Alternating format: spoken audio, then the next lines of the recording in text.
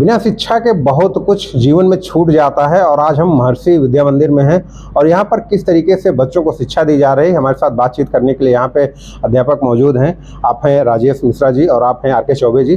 दोनों लोगों से हम बातचीत करने का प्रयास करेंगे और जानने का प्रयास करेंगे कि यहाँ पर बच्चों को शिक्षा देने के साथ ही साथ उनको किस तरीके से संस्कारवान बनाया जाता है और किस तरीके से यह विद्यालय अन्य विद्यालयों से अलग है।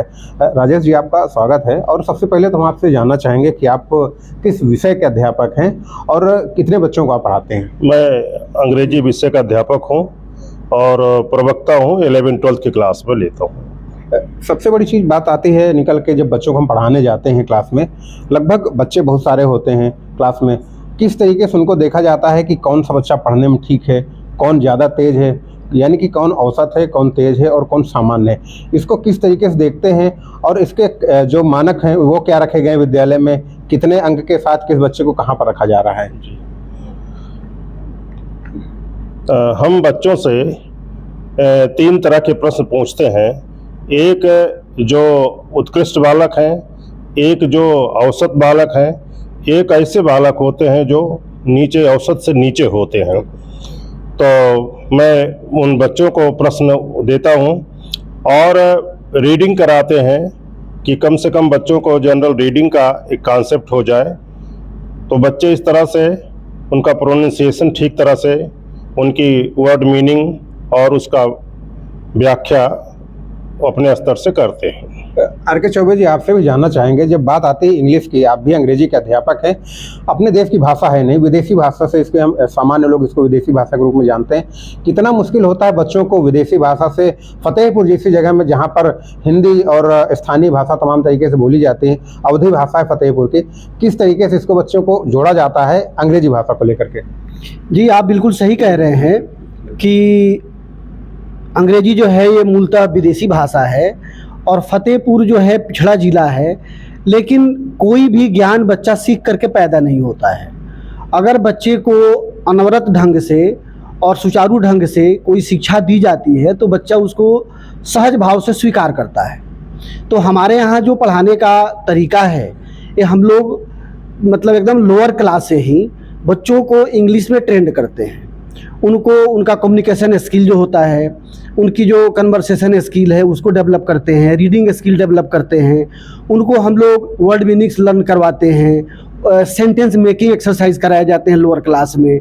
और यही चीज़ आगे चल करके क्या होता है कि जब हम लोग क्लास में बच्चों को टीच करते हैं, तो जैसे आपने अभी हमारे बड़े भाई से पूछा कि अलग अलग लेवल के बच्चे होते हैं क्लास में, तो क्लास को कैसे ब्रीज किया जाता है, तो ये सब एक अनवरत प्रक्रिया है। क्लास में पढ़ाते समय जब हम लोग पढ़ाते हैं, किसी चैप्टर को एक्सप्लेन करते हैं, तो बच्चों से आई टू आई कांटेक्ट होता है और बच्चों के फेशियल एक्सप्रेशन को हम लोग पढ़ाते समय देखते रहते हैं और उनके फेशियल एक्सप्रेशन से हमें समझ में आ जाता है कि कौन सा बच्चा हमारे लेक्चर को, हमारे एक्सप्लेनेशन को 100% ग्रैस्प कर रहा है और कौन थोड़ा सा पीछे रह रहा है। तो जब वो पीछे रह जाता है, अगर हम नोटिस करते हैं क्लास में कि अमुक बच्चा थोड़ा सा पीछे रह रहा है, उससे डिफ़िकल्टी है, तो हम उसको और थोड़ा सा मतलब इंग्लिश में ही थोड़ा सा अपने लेक्चर को और थोड़ा सा उसके समझने के लायक बनाते हैं, उसके लेवल तक ले आते हैं और फिर उसको पढ़ाते हैं। तो आपके बात से मैं सहमत हूँ कि विदेशी भाषा है, लेकिन हमारा स्कूल चूँकि इंग्लिश मीडियम स्कूल है तो यहाँ कोई ऐसी बात नहीं है और काफ़ी यहाँ जो अभिभावक लोग हैं वो भी काफ़ी सजग हैं, काफ़ी जागरूक हैं और घर में भी बच्चों को अच्छा माहौल मिलता है, तो बच्चे अच्छा परफॉर्मेंस देते हैं। राजेश जी, एक चीज़ हम आपसे जानना चाहेंगे, बात आती है जब शिक्षा देने की, तो कहीं ना कहीं कई बार ऐसा माहौल बनता है कि अध्यापक हैं, मानवीय स्वभाव भी होता है, व्यक्ति बच्चा अगर गलत होता है तो कई बार होता है व्यक्ति क्रोध में आके कुछ चीज़ें बोल जाता है। कई बार क्या ऐसी जब स्थितियाँ बनती हैं तो उसको किस तरीके से उससे निपटा जाता है? बच्चे तो सीधी सी बात है, वो तो बदमाशियाँ भी करते हैं, शैतानी भी करते हैं, कई बार होता है होमवर्क भी, अपना गृह कार्य भी नहीं पूरा करके आते। तो ऐसे बच्चों से निपटने के लिए किस तरीके से यहाँ पर व्यवस्थाएँ हैं, किस तरीके से उनको आप समझाते हैं या उनको दंडित किया जाता है? दंड होता है तो किस स्तर का होता है, क्या वो भी हम आपसे जानना चाहेंगे। आपको बताना चाहेंगे कि शिक्षा और मनोविज्ञान का गहरा संबंध है और बिना मनोविज्ञान के शिक्षण करना एक थोड़ा सा दुरूह कार्य है। तो ये स्वाभाविक है, बच्चे अपनी प्रवृत्ति के हिसाब से, बच्चों की प्रवृत्ति होती है, उन्हें एक बार दो बार ऐसा जब ऐसी स्थिति आती है तो उनको बुला करके उसके दोनों फैसेट को समझाया जाता है कि इसको करने से क्या नुकसान है, इससे आपका समय का बर्बादी है, इससे आपकी जो व्यवहार है, जो संस्कार है, वो समाज में अच्छा प्रतिकूल प्रभाव डालने वाला होगा। तो बच्चा स्वयं में ऐसी स्थितियों को समझ करके जब दोनों फैसेट उसके सामने रखे जाते हैं तो थोड़े दिन में उसकी आदतें भी ठीक हो जाती हैं।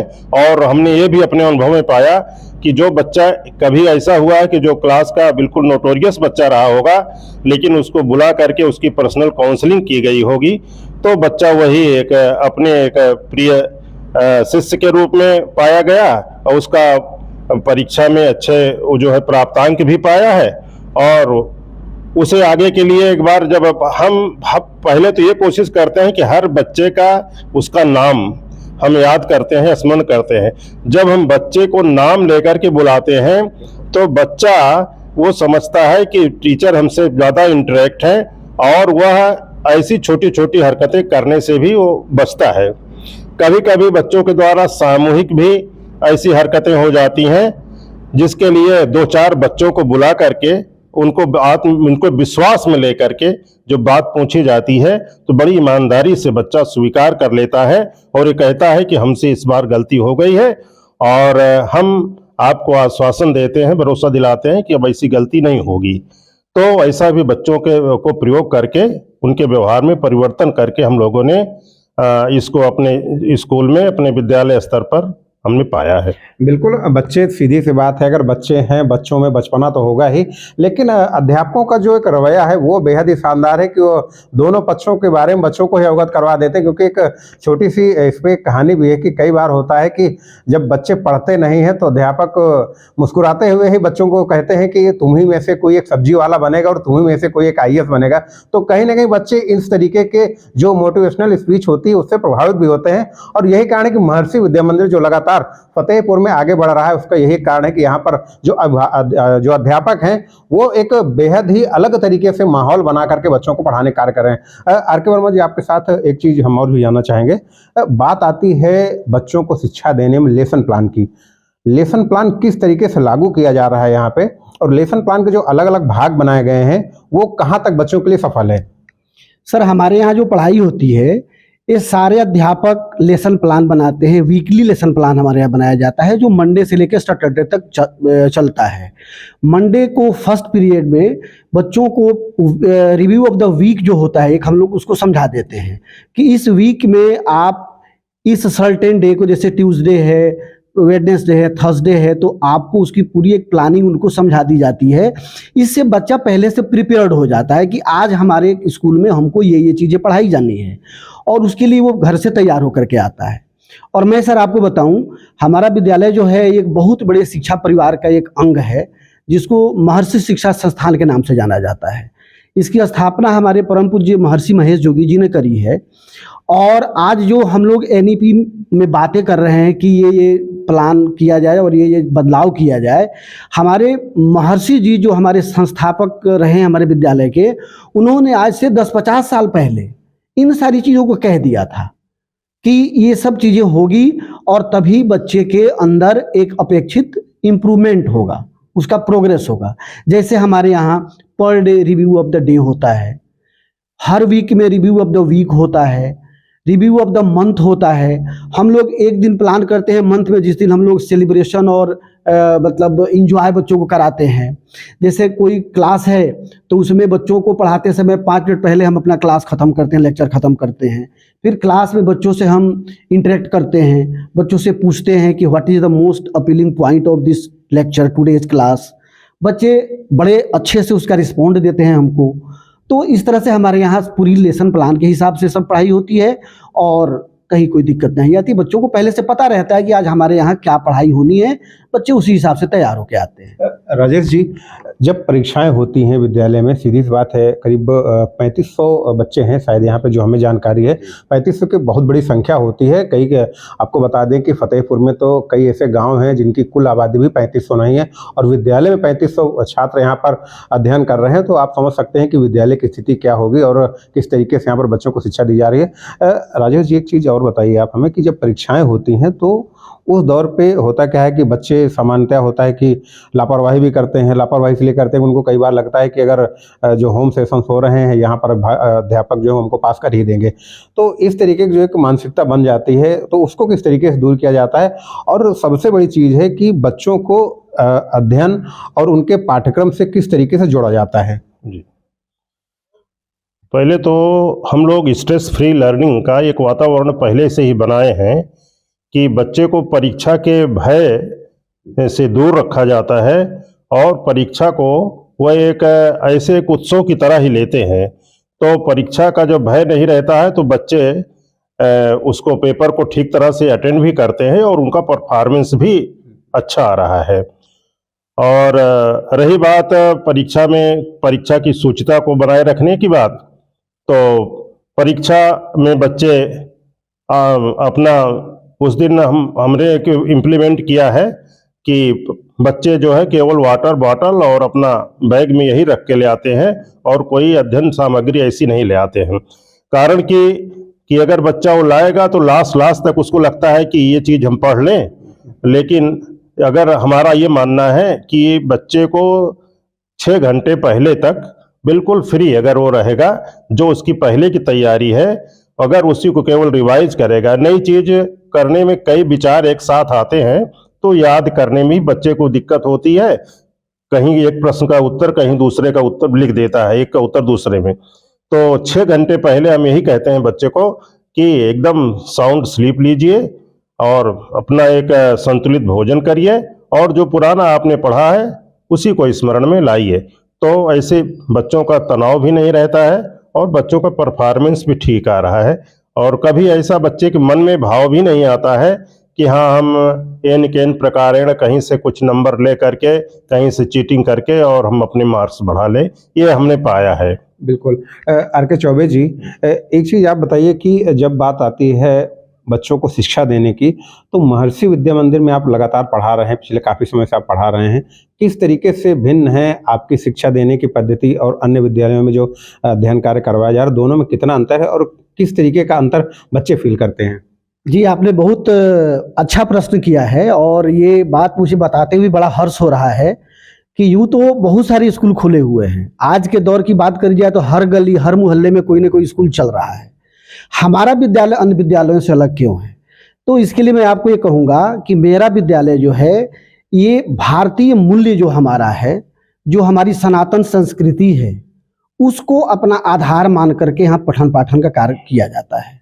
जैसे आपको मैंने थोड़ी देर पहले बताया कि हमारे संस्थापक जो हैं महर्षि महेश जोगी जी हैं, तो उन्होंने भारतीय मूल्य को अपनी शिक्षा पद्धति में शामिल किया। जो हमारा सनातन धर्म है, सनातन संस्कृति, उसको शामिल किया। हमारे यहाँ सबसे पहले जब विद्यालय में बच्चा आता है सुबह, तो इसको मॉर्निंग असेंबली कंप्लीट होने के बाद 10 मिनट से लेकर के 15 मिनट तक बच्चा मेडिटेशन करता है। ये मेडिटेशन हम लोग इसलिए कराते हैं, हमारे महर्षि जी का एक दिया हुआ एक वरदान कह लीजिए। आज बहुत बड़ा परिवर्तन इसे देखा जा रहा है, ओवरऑल पूरे विश्व में देखा जा रहा है। बच्चा जब घर से विद्यालय के लिए निकलता है तो रास्ते में तमाम प्रकार की नकारात्मक चीज़ें वो देखता है और कहीं ना कहीं बच्चे का मन तो आप जानते हैं बड़ा कोमल होता है, तो उसके मन मस्तिष्क पे कहीं उसका प्रभाव रहता है। तो जब तक वो प्रभाव हटेगा नहीं, वो कुछ सीखने के लिए तैयार नहीं होगा मन से। तो हम लोग सबसे पहले नियमित रूप से 20 मिनट का उसको ध्यान कराते हैं। इसके बाद हमारा पठन पाठन का कार्य शुरू होता है और फिर जब हमारा स्कूल ख़त्म होने का टाइम आता है तो हमारा जो लास्ट पीरियड होता है उस समय भी हम लोग 20 मिनट का बच्चों को ध्यान करवाते हैं। उस ध्यान में क्या होता है कि बच्चा जो ये लगातार 8 घंटे 8 पीरियड पढ़ाई करने के दौरान जो उसके अंदर टायर्डनेस आ गई रहती है, मानसिक रूप से, शारीरिक रूप से, बौद्धिक रूप से वो थोड़ा थका हुआ सा महसूस कर रहा होता है, तो सर वो रिजुवनेट हो जाता है। उसके अंदर एक नई स्फूर्ति, नई ऊर्जा का संचार होने लगता है और एकदम तरोताज़ा होकर के जैसे वो मॉर्निंग में घर से आया था विद्यालय, ऐसे ही फिर विद्यालय से अपने घर को जाता है। इसलिए हम लोग ये मतलब बड़े विश्वास के साथ कहते हैं कि हमारा जो बच्चा है, जो हमारे स्कूल का पढ़ा हुआ बच्चा है, वो अन्य स्कूलों से अलग है। क्योंकि सर ABCD तो हर जगह पढ़ाया जाता है, जो टेक्स्ट बुक है हर जगह पढ़ाया जाता है। आज ज़रूरत है बच्चों के अंदर पढ़ाई के साथ साथ उनके अंदर संस्कार को पल्लवित पोषित करने की। तो ये काम हम लोग करते हैं और अभिभावक के सहयोग से करते हैं। हमारे यहाँ अगर कहीं कोई बच्चा किसी मतलब पहले तो बताएं कि अनुशासनहीनता के केस हमारे यहाँ लगभग 0 है, लेकिन कहीं अगर कोई बच्चा ऐसा केस में पाया जाता है तो हम लोग पहले अपने स्तर से बच्चे को बैठा करके समझाते हैं और फिर जरूरत होती है तो हम उसके अभिभावक को भी बुलाते हैं और फिर बैठा करके उस बच्चे को समझाया जाता है, उसको उसकी गलती का एहसास कराया जाता है। फिर वो बच्चा अब जब तक अपनी गलती को अपने मन से स्वीकार नहीं करेगा उसके अंदर फिर किसी सुधार की कल्पना नहीं की जा सकती। लेकिन हम लोग जब उसको उसकी गलती वो महसूस कर लेता है तो सर जीवन में फिर दोबारा वो उस तरह की हरकत नहीं करता है। और इस तरह से हमारा विद्यालय हम ये कहेंगे कि अन्य विद्यालयों से अलग है, क्योंकि पढ़ाई लिखाई तो सर थोड़ा कम या थोड़ा ज़्यादा सब जगह होती है। इस मामले में हम नहीं कहेंगे कि हमारा ही विद्यालय बहुत अच्छा है। ये तो जनपद का आप रिजल्ट देखेंगे विद्यालयों का तो स्वतः आपको पता चल जाएगा। हाँ, ये जरूर कहेंगे कि हमारे यहाँ पढ़ाई के साथ साथ बच्चों का एक सर्वांगीण विकास है। वो खेलकूद में अव्वल रहे, वो पठन पाठन में अव्वल रहे, संस्कार में अव्वल रहे, एक आज्ञाकारी बालक बने। ये सारी चीज़ें हम लोग यहाँ पे शुरू से ही बच्चों को सिखाते हैं और इसी दिशा में उसको हम लोग आगे बढ़ने के लिए प्रेरित करते हैं ताकि वो समाज उस पर गर्व करे, हम भी उस पर गर्व करें।